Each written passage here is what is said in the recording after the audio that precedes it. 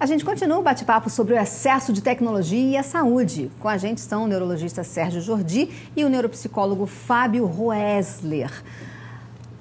A gente continua aqui o nosso papo. No bloco anterior, vocês começaram a falar sobre também os benefícios que a tecnologia, até mesmo o videogame, pode trazer para a saúde. Existem jogos, como vocês estavam comentando, desenvolvidos para tratar algumas doenças do cérebro. Então, isso depende que é tudo uma questão de como também esses joguinhos são usados. Exato. Existem jogos que trabalham muito pessoas que têm problemas de atenção.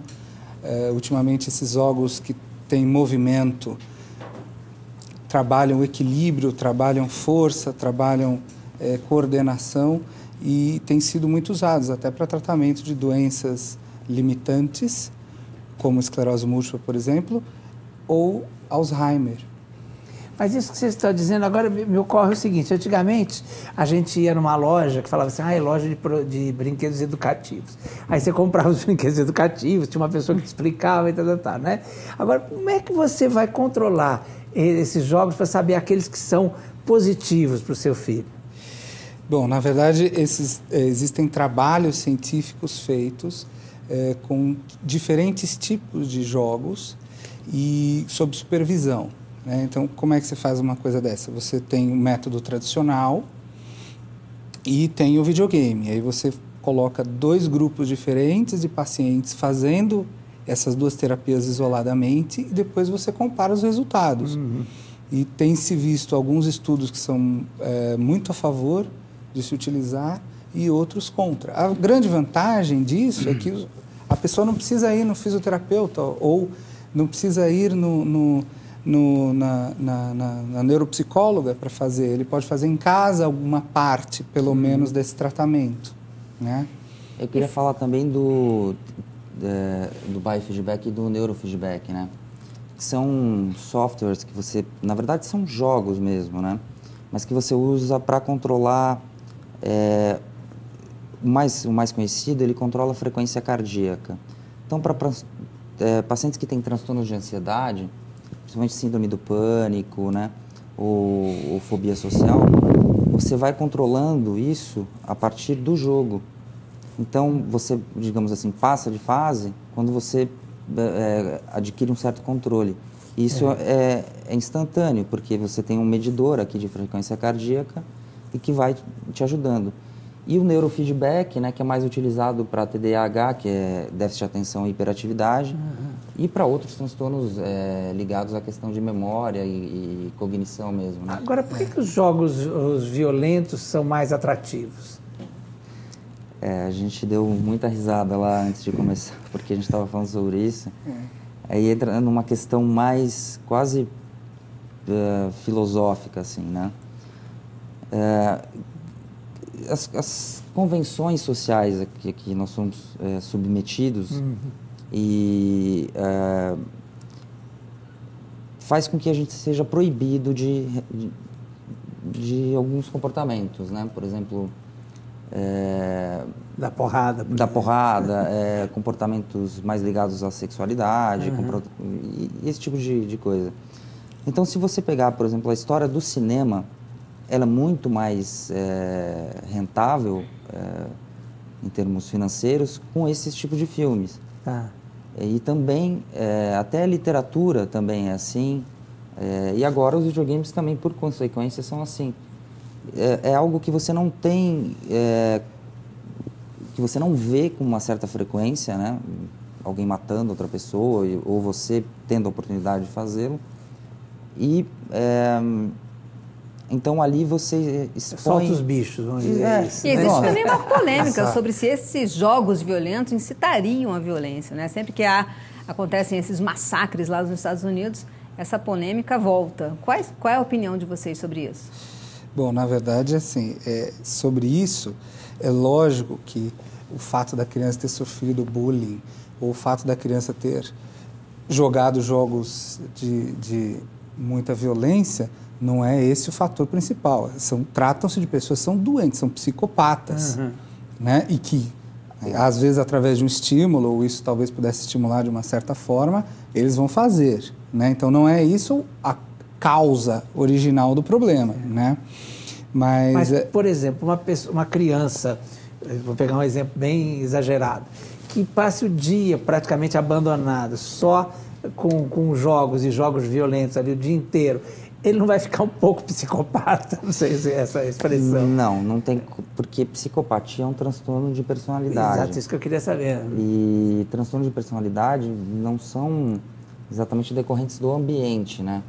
Uma pessoa, ela nasce com essa forma de se relacionar com o mundo, psicopatas, sociopatas, e que é uma coisa incurável. Até a doutora Ana Beatriz, que escreveu... O artigo? Não, ela escreve sobre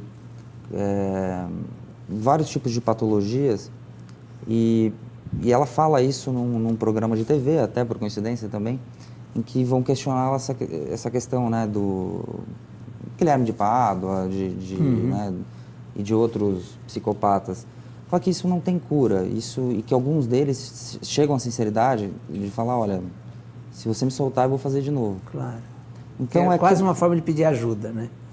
Dizer assim, não me deixe preso, que estou mais seguro. Né? Então, o que o Dr. Sérgio falou é completamente coerente com a realidade das coisas. Não é assistindo filmes violentos ou jogando games violentos ou fazendo lutas que a criança vai ficar... eu fui fundo no exemplo, que era justamente para você dizer. Mas ela isso. pode ter transtorno, ela pode ter sintomas de agressividade, ela pode ter mais pela falta, né, do que até pelo próprio interesse que ele tem nesses tabus, né, demonstra uma falta de uma contingência. Pelo que faltou e não pelo excesso dos pais, entendeu? De brincadeira, de convivência.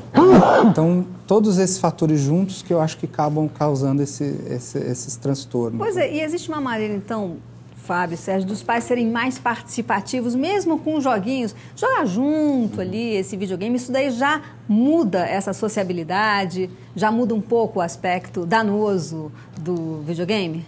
Sem dúvida. A criança ou a jovem adolescente tem que ter durante o dia o tempo do videogame, o tempo da brincadeira convencional, o tempo do esporte e o tempo da convivência com os pais, né? Sem isso, realmente a criança não vai ter um ambiente plenamente saudável para se desenvolver, tanto fisicamente quanto psiquicamente, né? E como é que a gente pode ativar, vamos dizer, o nosso cérebro através de um jeito benéfico, através da internet? Quer dizer, como é que a gente pode descobrir isso? Isso tem bastante pesquisa sobre isso. E a própria questão de você trabalhar com páginas múltiplas abertas na internet, então o MSN aqui, e-mail chegando aqui, e essa configuração que você tem que responder as coisas muito rapidamente. Certo, essa rapidez exigida já é um exercício. Sim, porque o cérebro, ele é feito, assim, ele funciona à base de treino. Então, se você se manter num estímulo temporal muito curto, você vai fazer com que seu cérebro se acostume a trabalhar numa velocidade maior e se acostume a viver com informações chegando a todo momento. Então, isso já é uma forma de treino, né? Quer dizer, a própria existência da internet com essa múltipla, né, informação já é um exercício, quer dizer, seria mais ou menos isso. Sem dúvida, você cria múltiplas ligações, né? O cérebro tem uma capacidade quase infinita de criar ligações e formar circuitos novos, e isso é o que faz o nosso cérebro se manter e Mas continuar se desenvolvendo. Mas as velhas palavras cruzadas ainda estão valendo. Ajudam muito e são indicadas. Maravilha, Adri. Bom, agora então aqui para encerrar o nosso assunto, a gente falou muito aqui da educação dos filhos. Como é que existe então existe alguma forma da gente ver se a internet realmente está atrapalhando? Quanto tempo a gente pode deixar os nossos filhos ali nesses joguinhos, na internet? Como é que faz a divisão desse tempo? Vamos falar.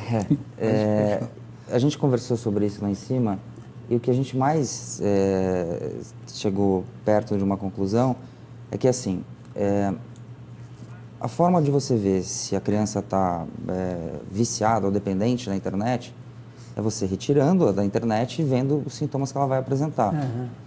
Então, eu vou fazer uma analogia entre uma substância uma droga que vicia, né?